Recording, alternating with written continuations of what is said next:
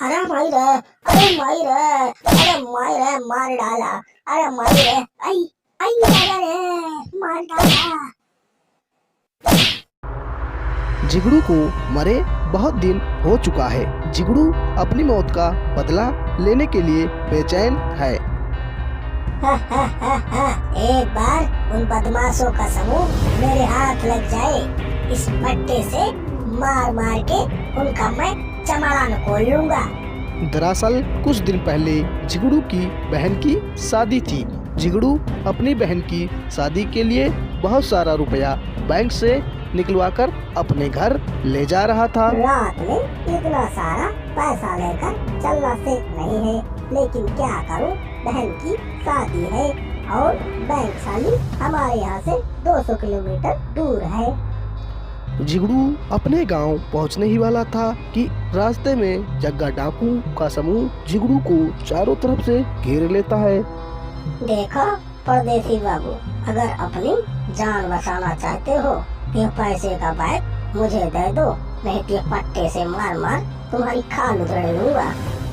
डाकू भैया, मेरी बहन की शादी है, ये पैसे मेरी बहन की शादी के लिए है, मैं आपको नहीं दूंगा, चाहे तुम मुझे मार ही डालो।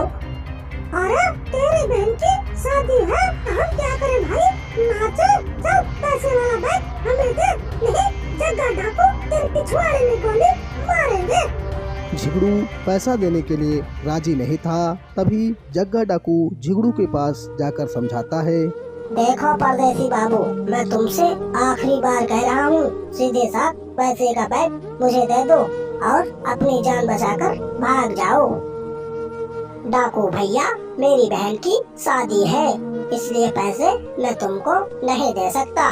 जग्गा डाकू के लाख समझाने से जिगड़ू नहीं मानता है। तभी जग्गा डाकू जिगड़ू को बेल्ट से मारने लगता है। आई दादा रे, आई दादा रे, आई दादा रे, आई दादा रे, मार डाला रे, आई दादा रे, आई दादा, मार डाला रे, मार डाला, बहन की शादी न करा पाई। जिगड़ू बेल्ट की मार से मर जाता है और डाकू उसका सारा पैसा लूट लेते हैं। साला मेरे से साड़ा बन रहा था, 4 बेल्ट लगते ही हेकड़े निकल गई और साला स्वर्गलोक पधार गया। कुछ दिन बाद उसी रास्ते से एक दंपति जा रहे थे और तभी रास्ते में उन्हें एक पैसे से भरा बैग दिखता है और पत्नी बोलती है, अरे जी देखो, इस बैग में कितना सारा रुपया है, पता नहीं किसका है, जो भूल के ये सारा रुपया रास्ते में चला गया है। अरे जाने मन, तुम भी कमाल करती हो, इतना सारा रुपया चाहे किसी का भी हो, हमसे क्या लेना, अब ये रुपया हमारा है, हमारा। अब दंपति जैसे ही पैसे से भरी बैग को उठाने जाते हैं, तब बेल्ट वाला भूत उनके सामने आ जाता है और उन्हें चेतावनी देता है। अरे क्या ये पैसे से भरा बैग तुम्हारा है? अरे हाँ भाई, ये पैसे से भरा बैग हमारा है। झूठ मत बोलो, ये पैसे का बैग हमारा है, हमने इसे यहाँ फेंका था। अरे हटो, बैग हमारी है, शकल देखी है, बैग खरीदने की औकात है तुम्हारी, बैग में रुपया देखा नहीं, बताने लगे हमारी बैग है, हमारी बैग है। अरे भाई अब खड़े क्यों हो, हटो, रास्ता छोड़ो, मुझे घर जाने के लिए देर हो रही है। लालची लोग, तुम लोग मेरी बैग को अपना बता रहे हो, इसके लिए तुम दोनों मारे जाओगे। दंपति पैसे की लालच में आ जाते हैं, जिसके कारण जिगड़ू भूत उन्हें बेल्ट से मारने लगता है। अरे मायरा, अरे मायरा, अरे मायरा, अरे मायरा। भूत के बेल्ट की पिटाई से दोनों दंपति मर जाते हैं। कुछ दिनों बाद जग्गा डाकू जंगल के बीचों बीच में अपने साथियों के साथ में दारू पी रहा था। पियो रे पियो, आज तो दारू दबा के पियो। ये पार्टी तुम्हारे सरदार की तरफ से है, क्योंकि आज हमें बहुत बड़ी मछली मिली है भाई। अरे सरदार, कैसे बड़ी मछली न मिले? आपके बेल्ट के मार के सामने भूत भी नाचता है। अच्छे अच्छे लौंडे अपना चैन मोबाइल फेंक देते हैं और हम चैन मोबाइल को बेचकर पैसा ले आते हैं।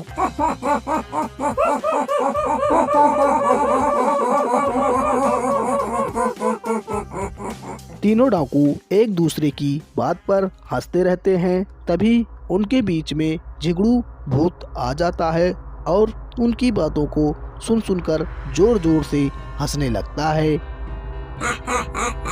आखिर आज तुम तीनों मुझे मिल ही गए। आज तुम तीनों को मार के मेरा बदला पूरा हो जाएगा।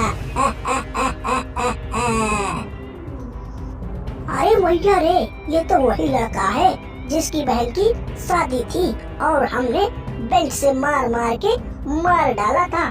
चलो भाग चलो सरदार, नहीं तो ये हमें मार डालेगा। अब तो भूत है। जग्गा डाकू के चेले ने भूत बने चेले को पहचान लेता है और जग्गा डाकू को अपने साथ भागने के लिए बोलता है, लेकिन जग्गा डाकू नहीं भाग पाता है। उसके दोनों चेले वहां से भाग जाते हैं।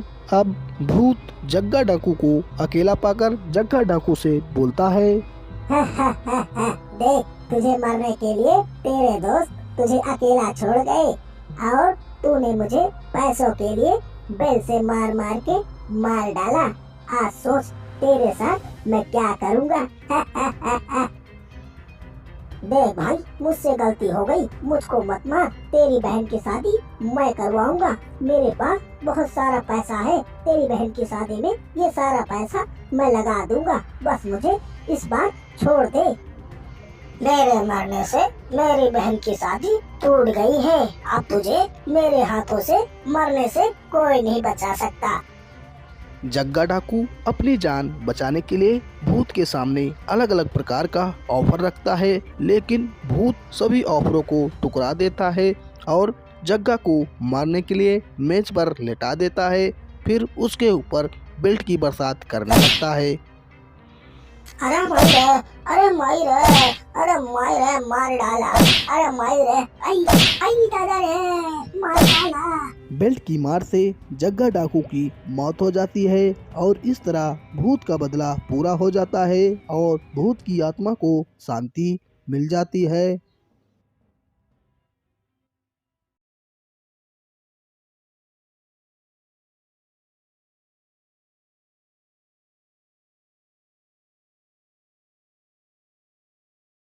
होली की सुबह का टाइम था। भोलू डीजे पे गाना बजाकर नाच रहा था।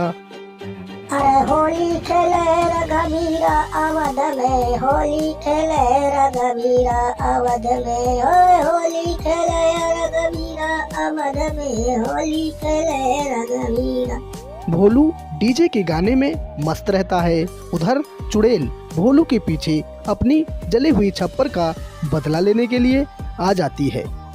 भोलू गाना ही गाने में मस्त रहता है। उधर चुड़ैल जलती हुई आग का लट्ठा भोलू के पिछवाड़े में छुआ देती है और भोलू चिल्लाने लगता है,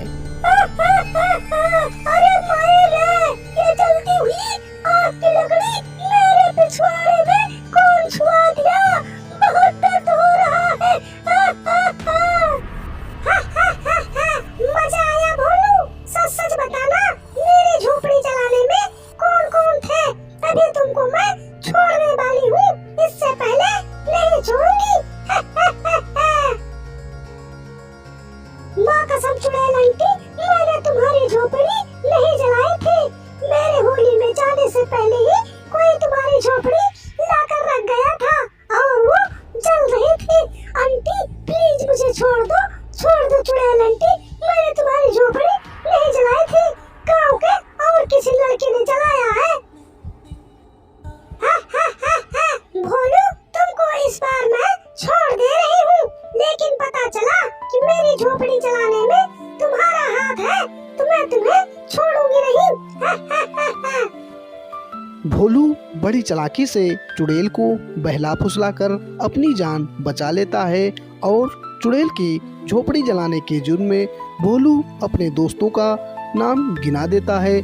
चुड़ैल अपनी जली हुई झोपड़ी का बदला लेने के लिए भोलू के दोस्तों के पास जाती है।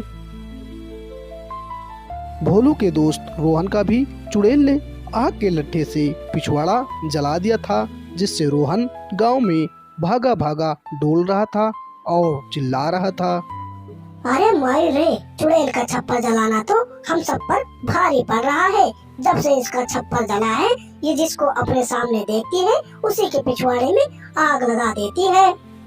चुड़ैल के इस दुष्ट व्यवहार से सभी गांव वाले बहुत ज्यादा डरे हुए थे। डर के मारे सभी गांव वाले अपने घरों से बाहर नहीं निकलते थे। दूसरा दिन दूसरे गांव में एक पीपल के पेड़ के नीचे बहुत बड़े बाबा रहते हैं। जिगड़ू और जिगड़ू का दोस्त चुड़ैल से बचने के लिए बाबा के पास जाते हैं और चुड़ैल के प्रकोप से बचने के लिए बाबा से कुछ उपाय पूछते हैं। अरे बाबा, अब मेरी जान आपके हाथों में है। अगर आप चाहोगे तो बच जाऊंगा, नहीं तो चुड़ैल के हाथों मारा जाऊंगा। हाँ बाबा, बड़ी उम्मीद के साथ हम दोनों आपके पास आए हैं। अगर आप चाहेंगे तभी हम दोनों की जान बच पाएगी। अरे झिगड़ू बेटा, ऐसी कौन सी मुसीबत है जो दोनों के सिर पे एक साथ मंडरा रही है? जरा इसको मुझे विस्तार से बताओ। होली की सारी कहानी जिगड़ू बाबा को बताता है। फिर बाबा अपने आप में अंतर्ध्यान होकर चुड़ैल को अपने पास बुलाते हैं। ओम ऐं क्लीं चामुंडाय विच्छय नमः। ओम ऐं क्लीं चामुंडाय विच्छय नमः।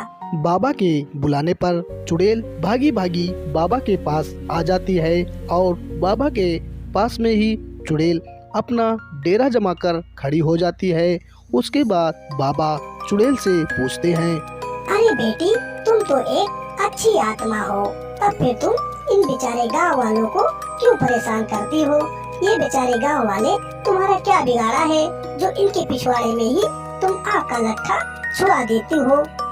बाबा, ये इंसान नहीं है, सांप है सांप। मैं किसी तरह झोपड़ा बनाती हूँ और ये उठा कर ले जाकर होली में जला देते हैं। पिछले 2 साल से झोपड़ा मेरा ये लोग होली में जला रहे हैं। आप ही बताओ बाबा, मैं इनके साथ फिर क्या करूँ? क्यों भाई झिगड़ू, क्या आप लोगों ने चुड़ैल बहन की झोपड़ी होली में जला दिया था? अरे बाबा, हम लोगों ने तो चुड़ैल बहन की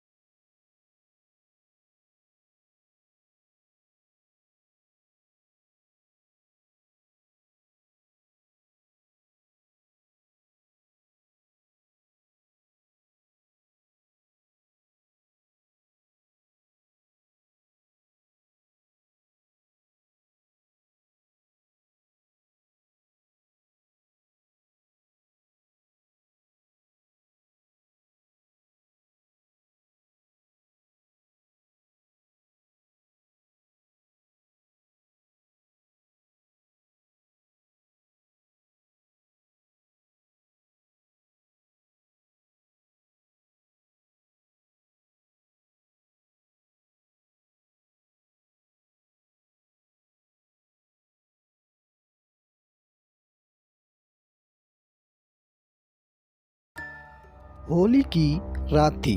चुड़ैल आराम से सो रही थी और गांव वाले उसकी छोटी झोपड़ी का छप्पर उठा ले जाते हैं और जब चुड़ैल सोकर जागती है तो झोपड़ी के ऊपर छप्पर न पाकर हैरान हो जाती है और फिर बोलती है, अरे आज तो होली की रात है। लगता है गांव वाले पिछली बार की तरह इस बार भी मेरी झोपड़ी का छप्पर जला देंगे। चुड़ैल अपनी झोपड़ी का छप्पर बचाने के लिए होलिका दहन स्थान की ओर जाती है। इधर गांव वाले होली के साथ में चुड़ैल का छप्पर भी जला देते हैं और आग का मजा लेते रहते हैं। अरे भैया रे, आग तो बड़ी वीआईपी जल रही है और हाथ सेकने में तो मजा ही मजा आ रहा है। क्यों भाई रामू?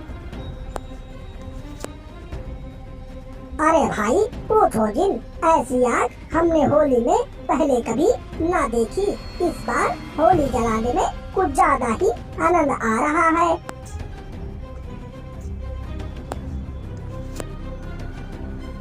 अरे भाई, कहाँ से देखोगे? हर बार होली लगाने में मैं थोड़ी रहता हूँ। देखो, इस बार मैंने अपनी मेहनत से होली में कितनी सारी लकड़ी लाया हूँ। हाँ भाई, इस बार होली में हर बार से ज्यादा लकड़ी आई है। देखो, तभी तो इतनी जोर लपट के साथ में जल रही है। रात ज्यादा होने के कारण गांव के सभी लोग होली को जलाकर अपने घर चले जाते हैं। उधर चुड़ैल अपने झोपड़ी का छप्पर खोजते खोजते होली के पास पहुंचती है और वो अपना छप्पर होली में जलता देखकर क्रोधित हो जाती है।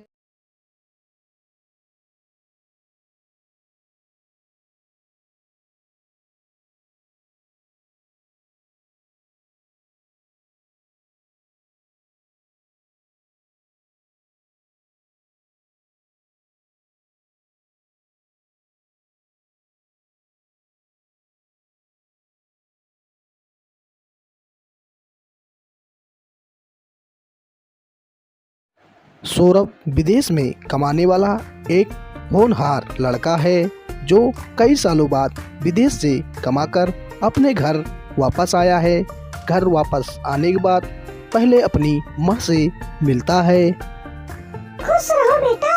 और बताओ, तुम्हारी लंबी यात्रा कैसी रही? कोई रास्ते में प्रॉब्लम तो ना हुई? नहीं माँ, मुझे कोई परेशानी नहीं हुई। आपके आशीर्वाद से मेरी यात्रा मंगलमय रही। आप बताओ, आप कैसी हैं? बेटा, भगवान की कृपा से मैं भी ठीक हूँ। काफी दूर से यात्रा करके आए हो बेटा। चलो पहले हाथ मुंह धोकर खाना खा लो, उसके बाद तुम आराम कर लेना। सौरभ अपनी माँ की बात को मानता है, हाथ और पैर को धुलकर खाना खाता है। उसके बाद वो सो जाता है। अगले दिन सुबह होते ही सौरभ अपनी बीवी मुस्कान से मिलने मुस्कान के मायके पहुंच जाता है। मुस्कान उसे अपने मायके में देखकर चौंक जाती है। अरे जी, आप तो मुझे बिना बताए ही मेरे मायके भागे भागे चले आए। और बताइए, आपकी यात्रा कैसी रही? मेरी यात्रा तो बहुत ही अच्छी थी मुस्कान जी। अपनी बताओ, आपने इन बीते सालों में मेरे बिना क्या क्या किया है? क्या बताऊं जी, आपकी याद में मैंने रातें गिन के काटी है, लेकिन अब रातें गिनने का टाइम खत्म हो गया। मुस्कान और सौरभ दोनों प्यार भरी बातों में डूब जाते हैं और एक दूसरे से प्यार करने लगते हैं। मुस्कान और सौरभ दोनों प्यार करते करते चारपाई पे सो जाते हैं। कुछ दिनों बाद सूरज की सुनहरी किरणें पृथ्वी की लालिमा को बढ़ा रही थी। सौरभ अपने घर में अकेले सो रहा था। तभी मुस्कान अपने प्रेमी साहिल के साथ में हाथ में एक बड़ा सा चाकू लेकर कमरे के अंदर आ जाती है और साहिल से बोलती है, अरे साहिल डार्लिंग, हमारे प्यार के बीच का यही रोड़ा है। हम इसे खत्म कर देते हैं और फिर इसकी सारी दौलत पर हमारा राज हो जाएगा। फिर मैं तुमसे शादी कर लूंगी। फिर दोनों मिलकर आराम से बैंकॉक में मजा मारेंगे और सारी जिंदगी इसकी दौलत पर अय्यासियां करेंगे। अरे यार, ये तो नेवी का सिपाही है। अगर हम इसे मार देंगे तो हमारे लिए कहीं बड़ी मुसीबत ना खड़ी हो जाए। ऐसा करते हैं, जब ये ड्यूटी पे चला जाएगा तब इसके पीठ पीछे मिलते रहेंगे और दोनों इसकी दौलत पर थोड़ा थोड़ा करके मजे मारते रहेंगे। बस साहिल बाबू, तुम मुझसे इतना ही प्यार करते हो। मैं तुम्हारे लिए अपने पति को मारने को तैयार हूँ, लेकिन तुम मेरे लिए अपने सिर पर एक खून का इल्जाम नहीं ले सकते हो। कल के हमारे चक्कर के बारे में इसको पता चलेगा, ये मुझको जिंदा मार डालेगा। तब तुम क्या करोगे? अरे मुस्कान, मेरी बात समझो। अगर हम इसे मार देते हैं, किसी को भी भनक लगती है तो हम जिंदा नहीं बचेंगे। सारी जिंदगी जेल में चक्कियां पीसते मिलेंगे। साहिल डार्लिंग, चिंता मत करो। ये अभी दारू पी के सो रहा है और मैं इसकी दारू में नशे की गोलियां मिला दी थी, जिससे ये कई घंटों तक नहीं उठेगा और हम इसे मार के ऐसा ठिकाने लगाएंगे कि किसी को पता भी नहीं चलेगा। साहिल मुस्कान की बात को मान जाता है और सौरभ को मारने के लिए तैयार हो जाता है। उसके बाद मुस्कान सौरभ की छाती में छुरा भोंक देती है, जिससे सौरभ तड़पने लगता है। अरे मारे, मेरी बीबी ने ही मुझे मार डाला। अब मुस्कान सौरभ के 15 टुकड़े कर देती है। उसके बाद एक छोटे से ड्रम में भर देती है। उसके ऊपर से साहिल सीमेंट का प्लास्टर कर देता है। अरे साहिल, क्या दिमाग लगाया है? अब तो ये गमले जैसा लग रहा है। कोई नहीं जानेगा कि सौरभ की इसमें लाश पड़ी है। अरे मुस्कान डार्लिंग, ये तो कुछ भी ना है। मैं तुम्हारा प्यार पाने के लिए कुछ भी कर सकता हूँ। कहो तो चांद पर से कूद जाऊँ। मुस्कान और साहिल अपने प्यार को मजबूती देते हैं। उसके बाद सौरभ की लाश को ठिकाने लगाने के बाद देश विदेश घूमने निकल देते हैं। कुछ दिनों बाद सौरभ की माँ अपनी बहू मुस्कान और सौरभ से मिलने के लिए सौरभ के घर आई हुई थी। अरे आज बहुत दिनों के बाद मैं अपने बहू और बेटे के घर आई हूँ, लेकिन पता नहीं मेरा बेटा घर में ताला लगाकर कहाँ चला गया है और ये नीला ड्रम घर के बाहर ही छोड़ गए हैं। अगर कोई चोर उचक्का आया तो ये नीला ड्रम उठा ले जाएगा। पता नहीं मेरे बच्चे कब से इतने लापरवाह हो गए हैं, उन्हें अपने सामान की भी फिक्र नहीं रहती है। सौरभ की माँ नीले ड्रम के पीछे परेशान रहती है। नीले ड्रम को अपने साथ अपने घर ले जाना चाहती है, लेकिन उसमें सीमेंट होने के कारण उसे अपने साथ नहीं ले जा पाती है और नीले ड्रम को वहीं पर छोड़ जाती है। उधर साहिल और मुस्कान सौरभ के पैसे के ऊपर शहर में अय्याशियां कर रहे थे। एक दिन जब साहिल और मुस्कान एक होटल में अय्याशी कर रहे थे। अरे नाच मेरी बुलबुल तुझे पैसा मिलेगा। अरे नाच मेरी बुलबुल तुझे पैसा मिलेगा। अरे मुस्कान डार्लिंग, तुम्हारे कदम क्यों रुक गए? अभी मेरी अय्याशी पूरी नहीं हुई है। चलो मेरे साथ में नाचो, मैं गा रहा हूँ गाना। चलो मेरे साथ में नाचो। अरे साहिल डार्लिंग, मेरे पैर नाचते नाचते थक गए हैं, अब मैं नहीं नाच पाऊंगी। चलो अब एंजॉय कल करते हैं। अब चलकर हम सो जाते हैं। साहिल मुस्कान का डांस अभी और देखना चाहता है, इसीलिए मुस्कान से वो डांस करने के लिए जिद करने लगता है। देखो मुस्कान, अभी मुझे तुम्हारा डांस और भी देखना है। अगर तुम नहीं नाचोगी तो तुम्हारा हाल तुम्हारे पति के जैसा करूँगा। फिर तुमको इस दुनिया को छोड़कर अपने पति के पास जाना पड़ेगा। मुस्कान साहिल की बात सुनकर डर जाती है और फिर साहिल के कहे अनुसार डांस करने लगती है। नाच मेरी बुलबुल तुझे पैसा मिलेगा। नाच मेरी बुलबुल तुझे पैसा मिलेगा। कुछ दिनों बाद जब मुस्कान को अपनी गलती पर पछतावा होता है तो अपने मम्मी के घर आकर अपनी मम्मी से अपनी सारी कहानी को बताती है। मम्मी, मैंने अपने जीवन में बहुत बड़ी गलती की है। मेरी गलती की सजा क्या होगी मुझे भी न पता। अरे बेटी, क्या हुआ जो तुम इतनी परेशान हो? तुम तो अपने प्यार के साथ में शादी की थी, तब तुम्हें अपने जीवन में कौन सी परेशानी दिखाई दे रही है जो तुम अपने आप को दोषी ठहरा रही हो? मम्मी, मुझसे बहुत बड़ी गलती हुई है जिसके लिए भगवान मुझे कभी नहीं क्षमा करेगा। मम्मी, मुझसे बहुत बड़ी गलती हुई है। अब मुस्कान अपनी मम्मी से अपने साथ में घटित ड्रामा वाली घटना को विस्तार पूर्वक अपनी माँ को सुनाती है, जिससे सुनकर उसकी माँ अपनी बेटी मुस्कान से बोलती है। देखो बेटी, तुमसे बहुत बड़ा पाप हुआ है। तुम अपने पापों के प्रायश्चित के लिए अपने आप को पुलिस के हवाले कर दो, जिससे तुम्हारा पाप धुल जाएगा और सौरभ की आत्मा को शांति भी मिल जाएगी। मुस्कान अपने माँ के कहे अनुसार अपने आप को पुलिस के हवाले कर देती है और फिर सौरभ की आत्मा को शांति मिल जाती है।